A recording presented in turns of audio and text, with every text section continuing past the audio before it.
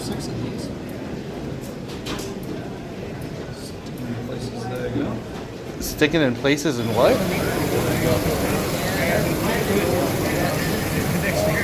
Yeah, I know. Yeah, Michigan's a big state.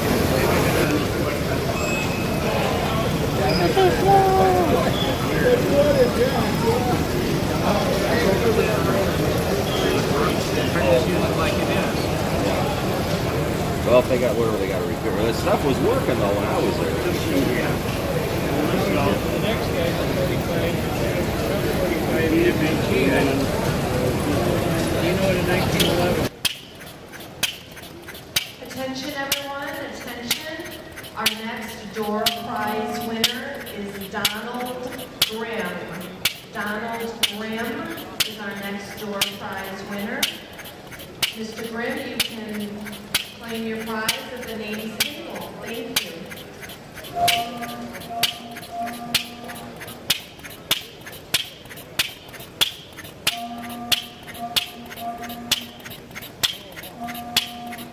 If you post it on YouTube, Yep, okay, I'll talk to you later.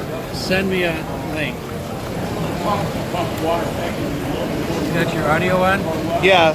So This is a half scale of an 1870 bench planer. We're cutting ductile iron. Take a picture of the cross feed. It advances for the cut, oh, it advances automatically. and the ratchet retracts. We advance for the cut. So you don't have to sit there and turn it every It's time. automatic cross feed from 1870. I think I saw a real one of these over at the Henry Ford last year. So watch down here. This I call the 1870 emergency stop over travel. It doesn't go smack. Oh. This is before micrometer dials were developed, or micrometers. That is cool. When you get to the end of the cut, this floats up as it comes backwards across the work. You can see it drop. When you start the cut, watch it lift up a little bit, bounces over the chips.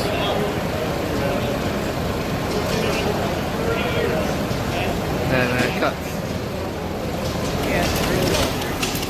Oh yeah. I've tried to bring a mop bucket and a mop.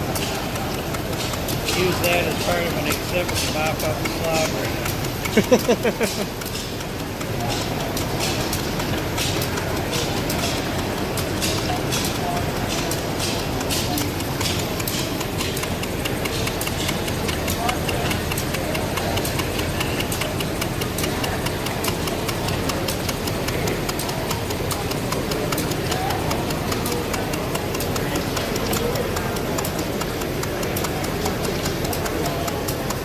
That thing's really neat.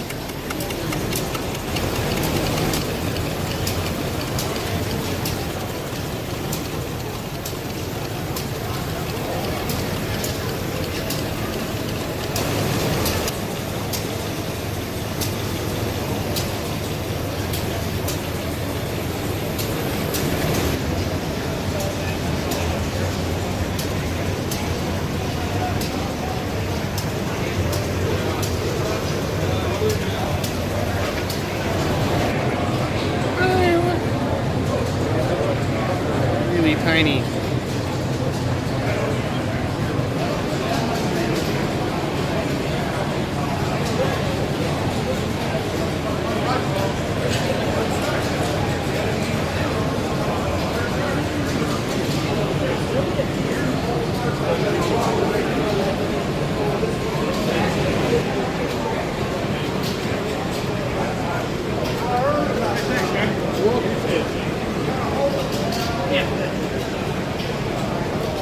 Hi. It's not my particular favorite style of locomotive, but I gotta admire the craft. Oh yeah. 1 inch scale? No, 3/4 inch scale. 1/16 scale makes the math noise. Makes the math noise. Oh, okay. You got a camera in there so you can so you can see the gauges. Yeah. Because when you ride it, you sit on a flat car out here behind it. At that angle, you can barely see the pressure gauge, but you can't see the sight glass with the water line. No, you can't. So that's why you got the camera. That way you can see the gauges.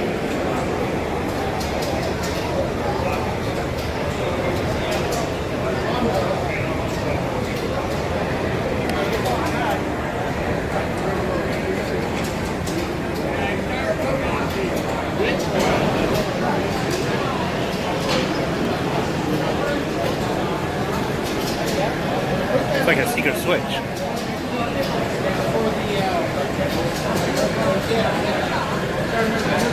Oh, it's actually on.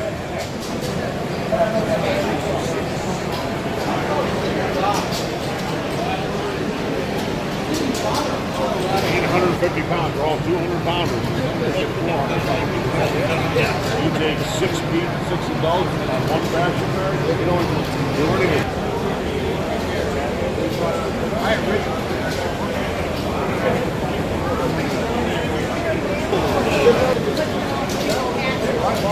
And the famous steam engine there. Okay, yeah, I've been there. It is neat. They're actually very little motors, but they're actually quite powerful for their size. Yeah. Yeah, they were just cast. These sides are actually solid copper. They're cast, but they're solid copper. Now the motors that are in that came out of Hewlett Packard Christmas. Oh yeah, yep. The old Hewlett Packard desk jets, the motor that ran the carriage back and forth with a 12-volt motor was actually really powerful for its size. Yeah. And I used to service the printers at my high school. I was one of the few kids that knew a lot about computers back then. And just happened to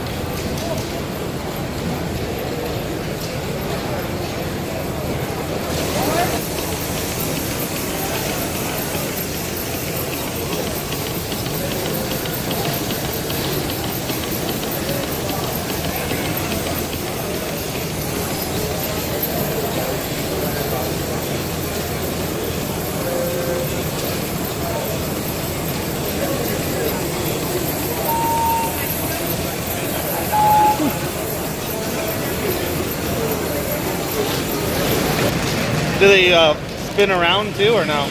No, just stiff? You gotta do that, change it up so they run now. Run some hot air through it. You can test it to see how long the plastic lasts before it wears out.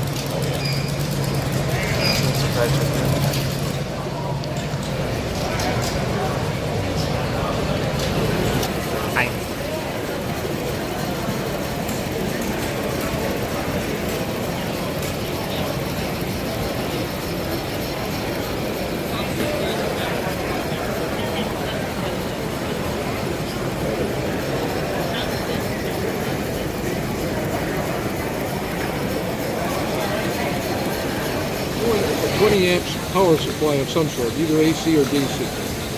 So this is a 20 amp Variac.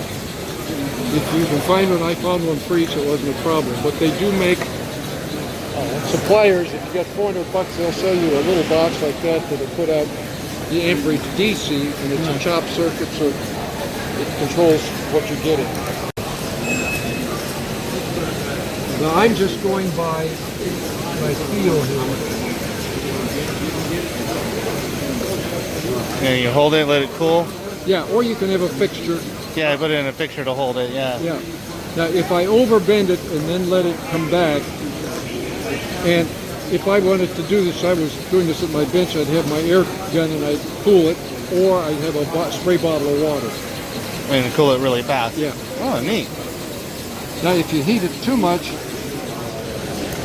you get carried away. feel that surface. Oh, it's all like bubbled. Yep. And if I had heated this too long, I would hear air bubbles inside the plastic, which you can't do anything about. This Sintra I overheated. Yeah, that one shows it. Yeah. But Sintra bends real nice. ABS bends real nice. You can act.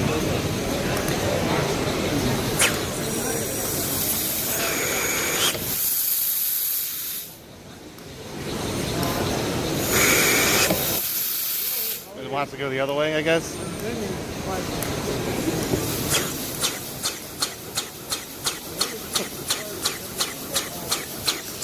Pretty cool.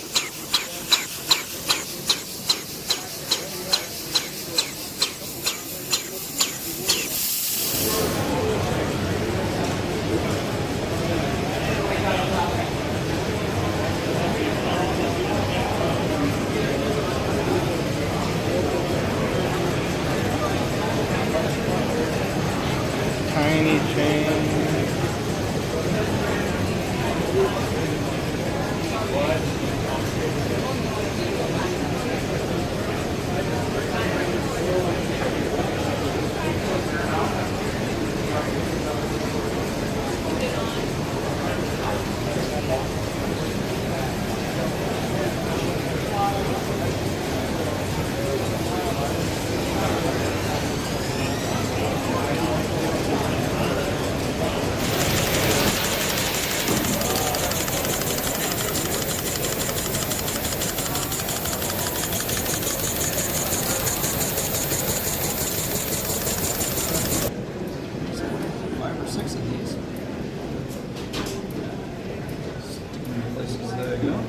Sticking in places and what?